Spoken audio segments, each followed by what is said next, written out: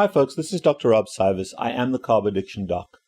And today we're going to discuss what I find to be the most challenging topic in my own life, in my own personal life, as well as in my practice. And that is how to tell a loved one that they have a problem, what that problem is, and what the solution is. How to help a loved one come to terms with their addiction to carbohydrates and starting a ketogenic diet. And it's so difficult because we see these enormous people, relatives and friends and loved ones, and we see these people shooting up with insulin before they eat their pasta. And we see them coming out of the hospital with a knee replacement or following a heart attack or having their toes amputated. We see our grandparents with Alzheimer's and we're afraid that our parents are going the same way. How do you help those folks? Well, first off,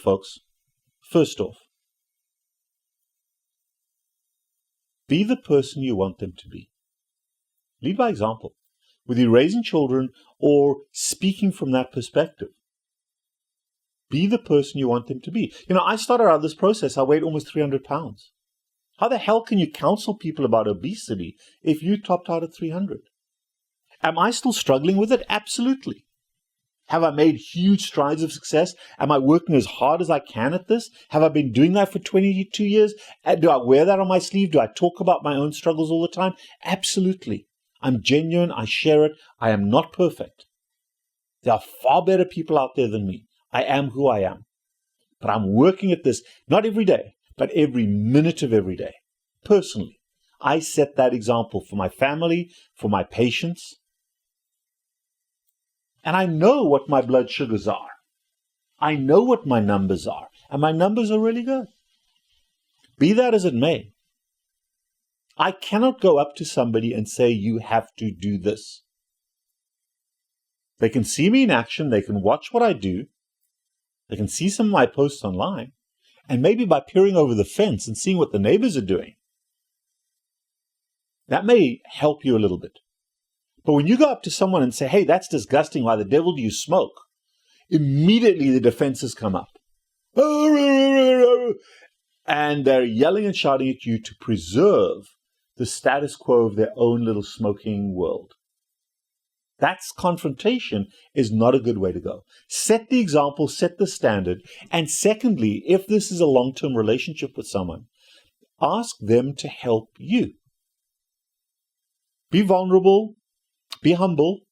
Tell them that you really struggle. When there's ice cream in your house, you really struggle. Would it be possible for them to help you by not having ice cream in the house?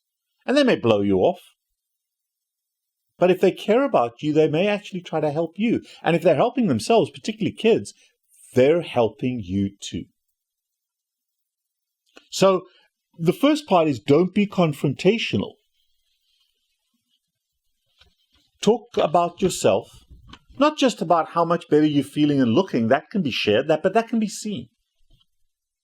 Talk to them about what motivated you. If you want to go down a couple of dress sizes or you want to bend down again, yeah, those are kind of nice. But those are that's what I call gain motivation. In other words, you may be changing your eating pattern, getting rid of carbohydrates to lose weight, to look better, to feel better. Those are all great motivators, but that's where you're gaining something. And motivation from gain, oddly enough, is very, very poor motivation relative to motivation from pain. What do I mean by pain? Painful motivation is when something awful has happened or is about to happen. When you have to wear slip-on shoes and kick those shoes off because you're too fat to tie your shoelaces. When I was fat, you can't cross your legs because you're too fat.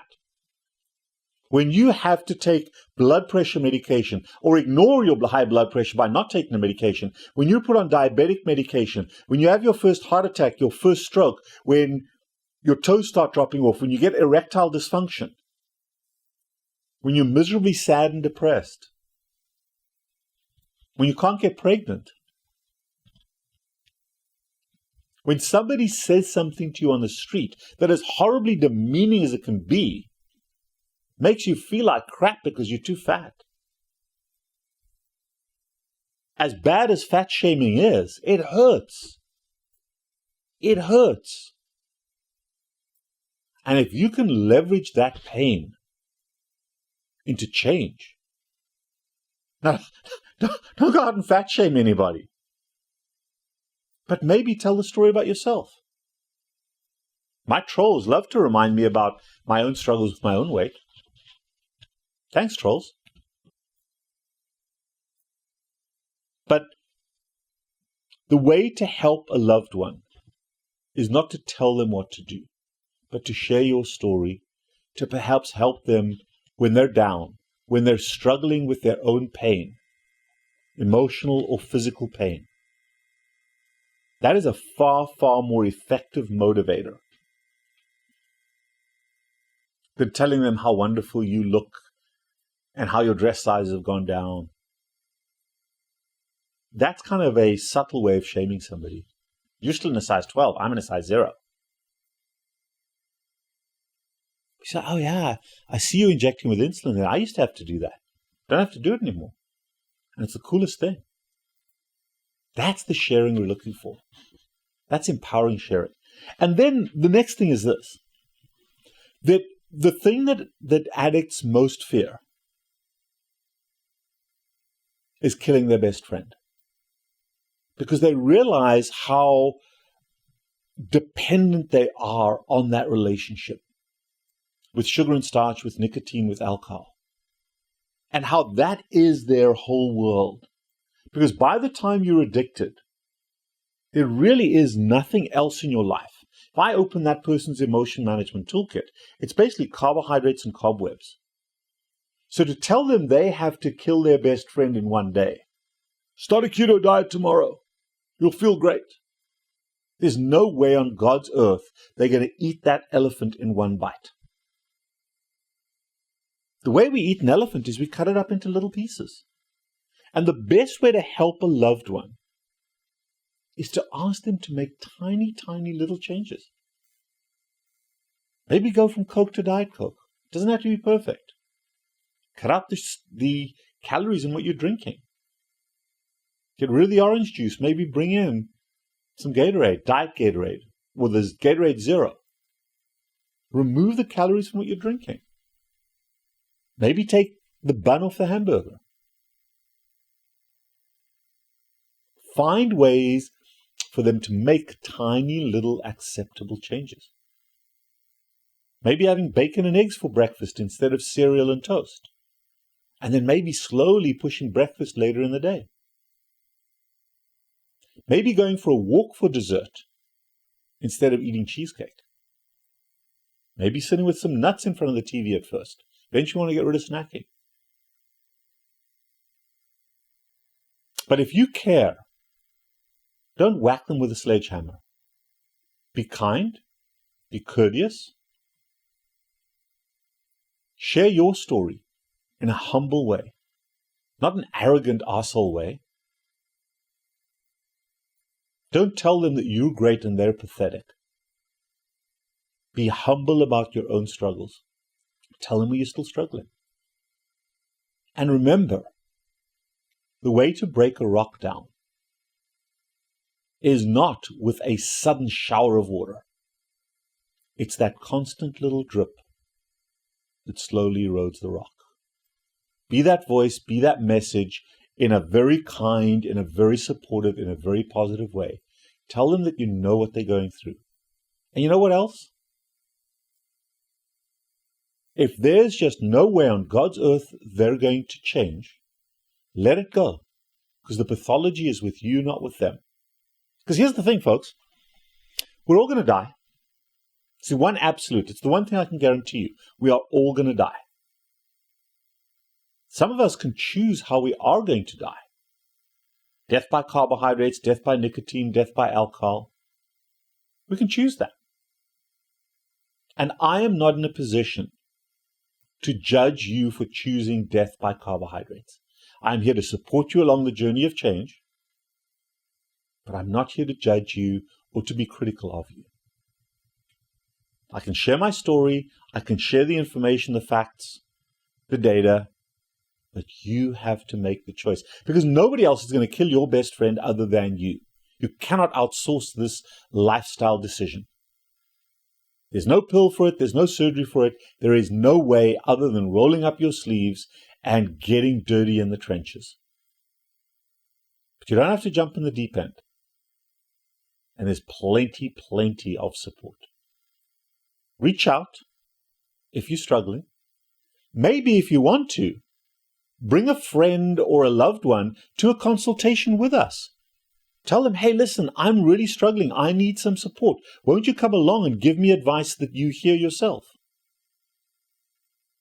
Sometimes sitting in on a consult helps the other person because they're not defensive. They're looking over your fence into your garden.